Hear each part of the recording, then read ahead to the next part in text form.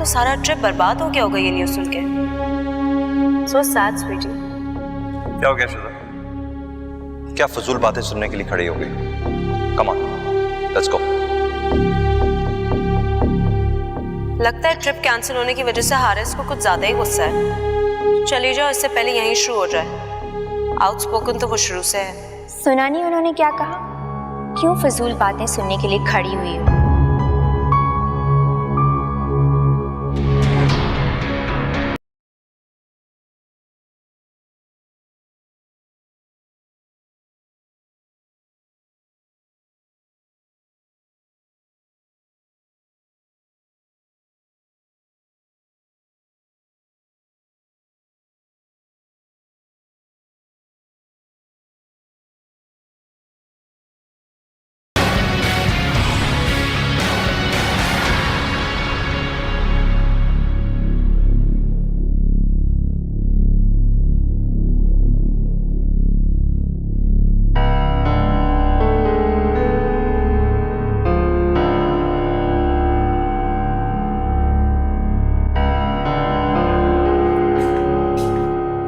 अस्सलाम वालेकुम अम्मी।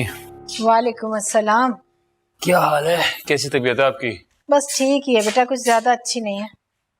हिना, मैंने तो तुझे भेजा था कि मायरा को बुला कर ला, मुझे वो दलिया बना दे। भाई आपकी बहू तो कोई वजीफे शुरू किए बैठी है। क्या वजीफा? गाय का वजीफा? मुझे क्या पता, आए ना आपका चाहिए था, जाकर खुद देखे और पूछे उससे। जा भी जाकर देख, तेरी बेगम ने कौन से दमदरू शुरू कर दिए। अरे पहले कम मुसीबतें इस घर में, कोई उल्टा अमल ही ना कर दे। हाँ, उल्टा लेने के देने ना पड़ जाए हमें। जी अम्मी। अम्मी, मैंने खुद देखा गिलास में पानी भी रखा हुआ था और खजूरें भी रखी हुई थी। खुदा कसम मुझे बड़ी घबराहट हुई, मैं रुक के नहीं वापस आ गई। ये सच कह रही है? और नहीं तो क्या। अरे अल्लाह रहम करना, इस लड़की को क्या हो गया?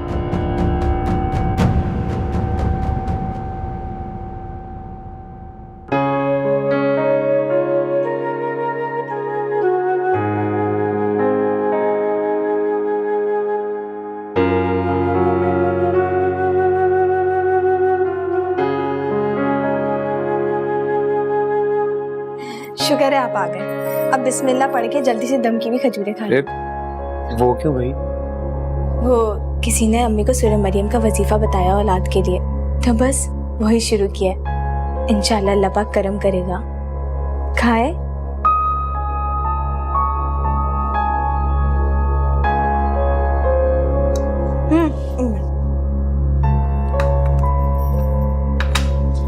ये ले, ये दम किया हुआ पानी भी पी लें।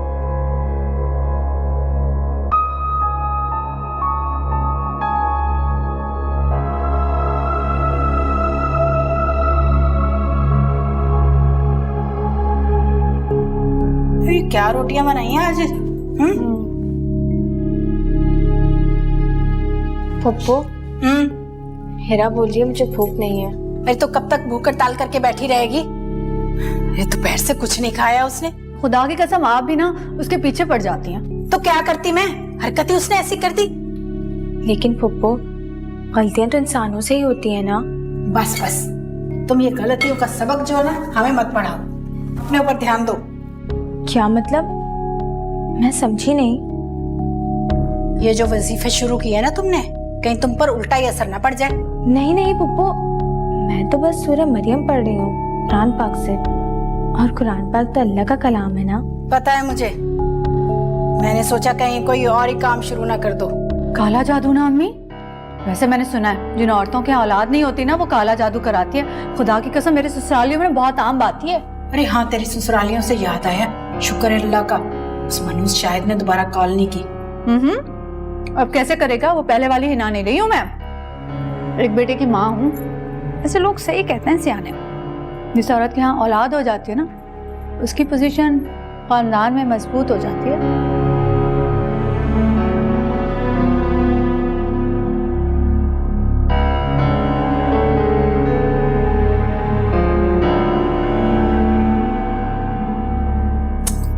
इस हीरा की बच्ची ने तो मेरा खाना पीना हराम करके रख दिया। वो बाद में देखें, मुंह बन गया बहू का। अरे तेरी जुबान भी तो चुप नहीं रहती। मैंने क्या किया?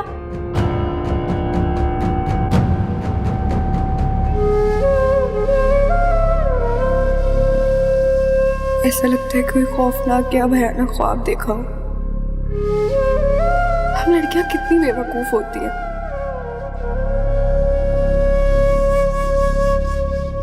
मोहब्बत के नाम पर खरीदे जाने वाले फूल कब अंगारों में तब्दील हो जाए पता ही नहीं चलता, और एहसास होता है ठोकर लगने के बाद। तो इसका मतलब है तुम्हारा बिजनेस ट्रिप बहुत अच्छा रहा। या डैड, एक्चुअली दुबई की मार्केट में काफी पोटेंशियल है। मैं सोच रहा हूँ वहां बिजनेस एक्सपैंड करने का। ये तो बहुत अच्छी बात है। बेटा सैलेड जरूरत भेज। रमला, तुम्हारी और मेरी रिंग बिल्कुल सेम है ना? ये हारिस आज ही लेके आए दुबई से। रमला, ये रिंग तुम्हारे पास कहां से आई? ये तो वही है जो मैं शिजा को मुंह दिखाई में देने के लिए लाया था। कौन सी रिंग की बात कर रहे हैं आप? उसी की जो शादी वाले दिन मेरे कमरे से गायब हुई थी। मुझे क्या पता वो रिंग कहाँ गई। लेकिन मुझे अब पता चल गया कि वो कहां गई थी। हारिस, क्या कह रहे तुम? डैड, मुझे अच्छी तरह पता है मैं क्या कह रहा हूं, लेकिन आप शायद बिलीव ना करें। आफ्टर ऑल ये आपकी मिसेस की भांजी का मामला है। देख रहे हैं आप किस तरह से इंसल्ट कर रहा है ये मेरी भांजी की। ये रिंग मैंने इसे खुद दिलाई है दुबई से। याद है रमला, हम लोग वो डिजाइनर स्टोर गए थे इसे लेने के लिए। ऑफ कोर्स आनी, वही तो रिंग है ये। एंड आई एम 100% श्योर कि ये वही रिंग है जो मेरे कमरे से चोरी हुई थी। आप लोग जो मर्जी करें।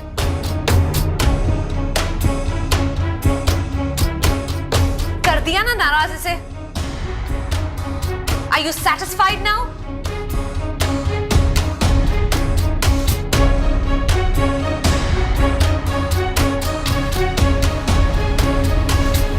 वैसे हद होती है हर बात की।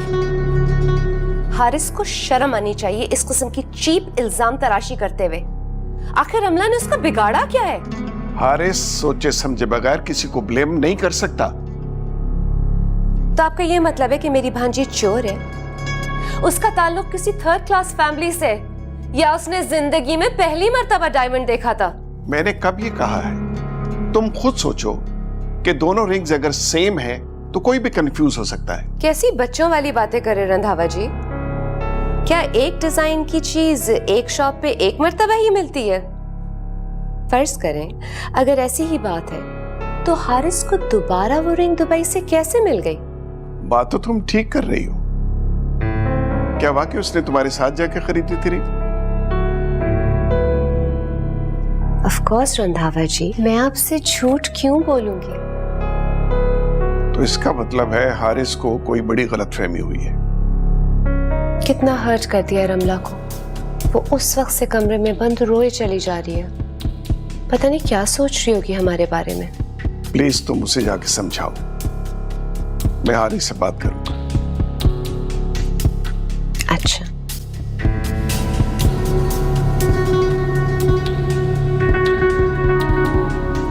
मिसअंडरस्टैंडिंग ऑन मुझे? हाउ इज दैट पॉसिबल यार? लेकिन हारिस, एक जैसी दो रिंग्स भी तो हो सकती हैं। हो सकती हैं, बट आई एम 100% श्योर ये वही थी।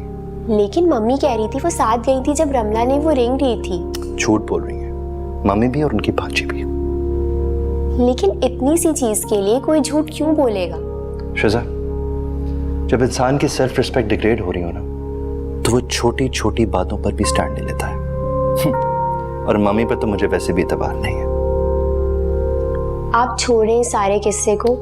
वैसे भी ये बात बढ़ाकर कुछ नहीं होगा। तो मैं कौन सा FIR करवा रहा हूँ? मेरा मतलब है आप इस टॉपिक पे अब बात नहीं करेंगे। मैं नहीं करूंगा, लेकिन तुम देख लेना, ये दोनों एड़ी चोटी का जोर लगाएंगी अपना पॉइंट प्रूव करने के लिए। अच्छा, आप छोड़े उन्हें। ये बताएं, कॉफी पियेंगे? जरूर, लेकिन सिर्फ तुम्हारे हाथ की। आपको पता है आपके छोटे छोटे काम मैं खुद ही करती हूँ। आई नो शिजा, लेकिन जरा मेरी औलाद तो आने तो इस दुनिया में, फिर देखेंगे तुम्हारी मोहब्बत और केयर का। तब भी इंशाल्लाह ऐसा ही होगा। क्यों रो रो के अपने आप को हल्कान कर लिया है? सिचुएशन तो हैंडल कर ली है ना मैंने।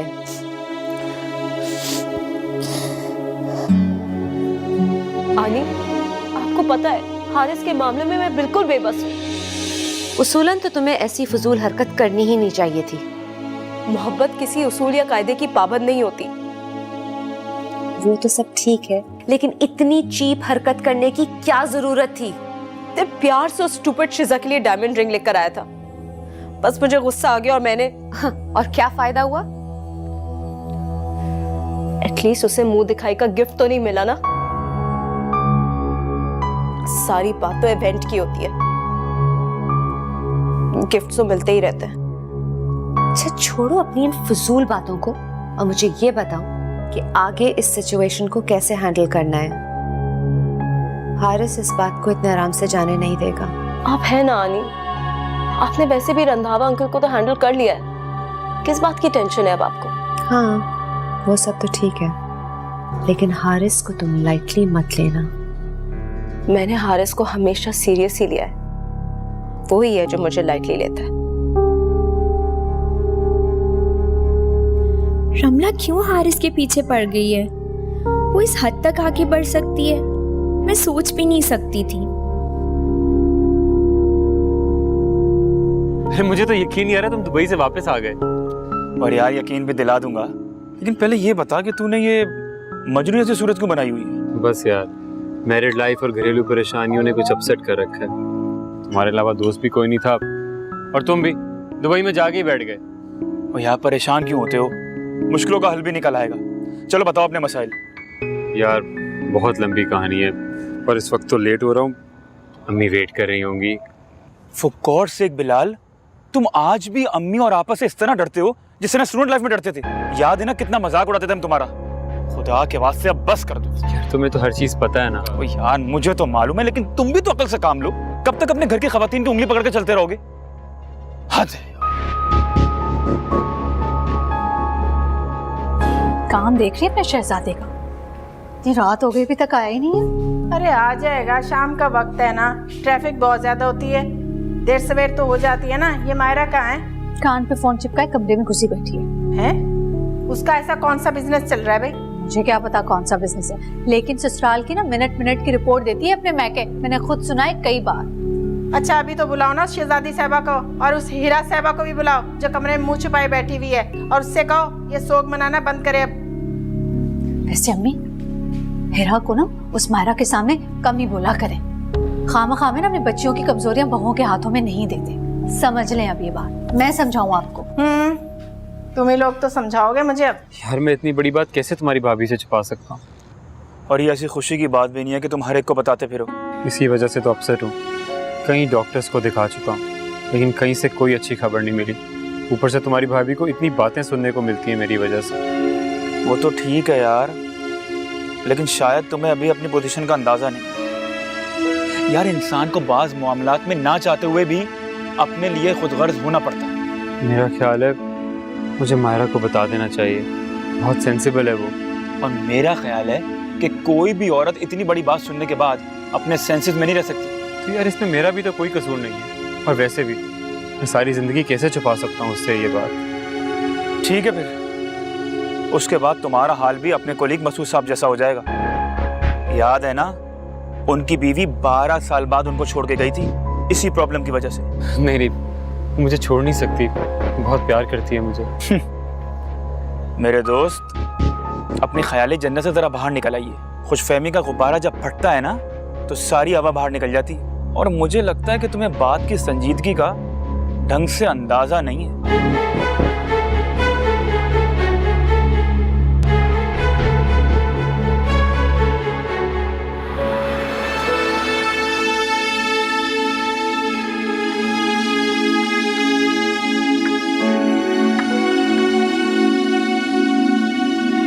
चाय।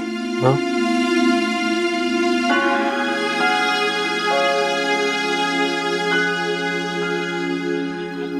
क्या बात है बिलाल, आप काफी दिनों से मुझे बहुत उलझे उलझे लग रहे हैं। सब खैरियत तो है ना? ऑफिस में सब ठीक है? नहीं ऐसा तो कुछ नहीं है। अच्छा, मुझे लगता है कि शायद आप किसी उलझन में। कैसी उलझन? पता नहीं क्यों मुझे ऐसा लग रहा है कि कोई बात है जो आपको बहुत परेशान कर रही है। आप शेयर करना चाहते भी हैं और नहीं भी। अरे नहीं नहीं, फहम है तुम्हारा। भला ऐसी कौन सी बात हो सकती है? अच्छा, शायद तुम ठीक कह रहे हो।